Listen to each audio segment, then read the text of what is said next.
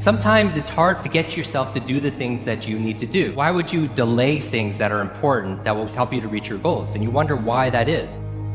You have this huge goal, yet you cannot seem to push through the mental block, that you have something that you want to do full time, but you can't seem to beat procrastination. This is something that we see over and over and over again.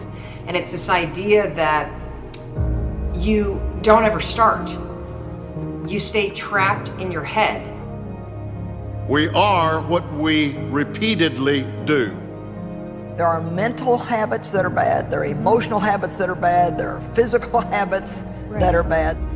The worst habit, and you're gonna hate me for saying this, the first hour of the day is touching your phone. It's the worst thing you can do because you have that addiction to it. And I'll tell you the reason why you don't want to do it. When you wake up, talking about brainwave states, we're talking about superhero states, your brain cycles through different brainwaves. Beta is when you're most awake. You're in beta, most of you right now. Delta is when you're asleep. In between theta and beta, when you're most awake, is a state called alpha. Right? It's a state you go in when you meditate.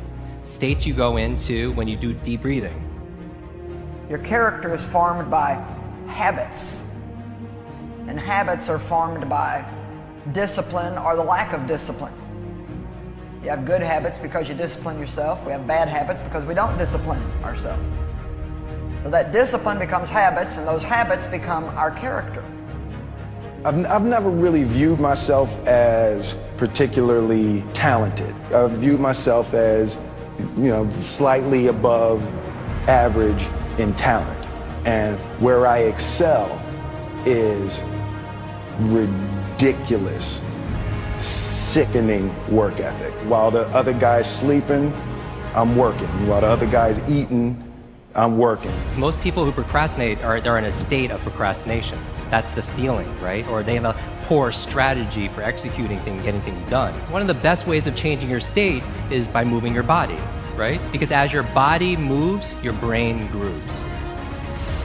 The thing about life and business and success is that you have to be willing to start. And for people that procrastinate, starting is the hardest part.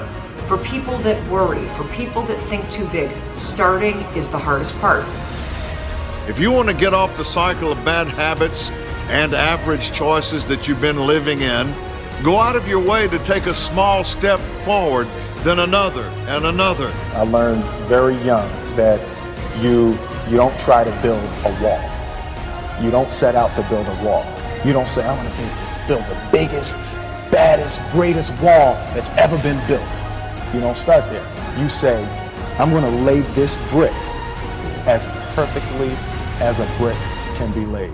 There will not be one brick on the face of the earth that's going to be laid better than this brick that I'm going to lay in this next 10 minutes.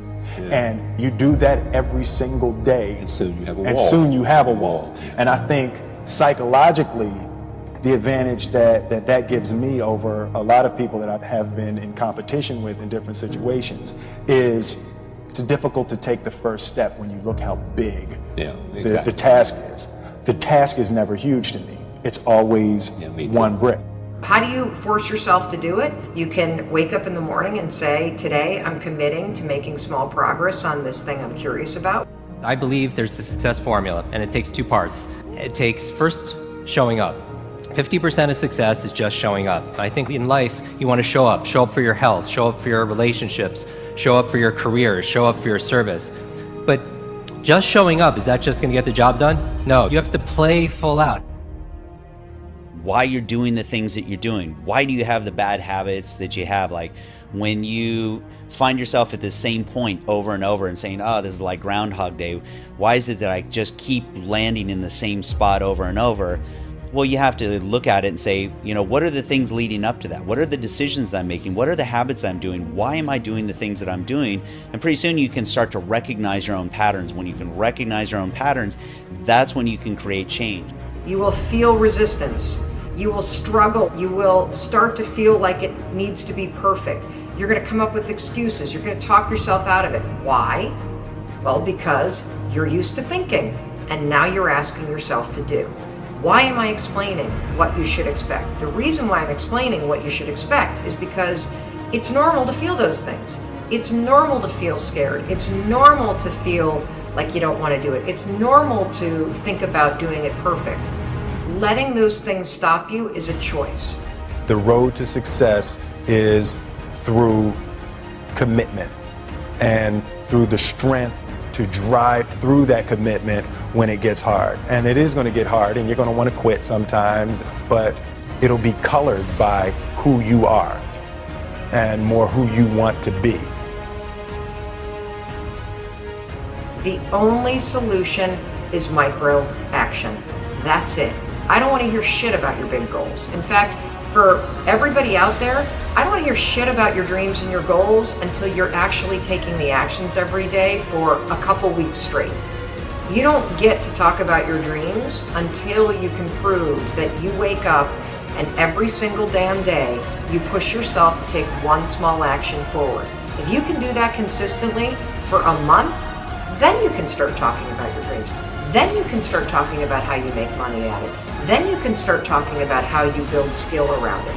But until you can actually get your ass out of bed and make the commitment to yourself to do the actions required, you're just all talk.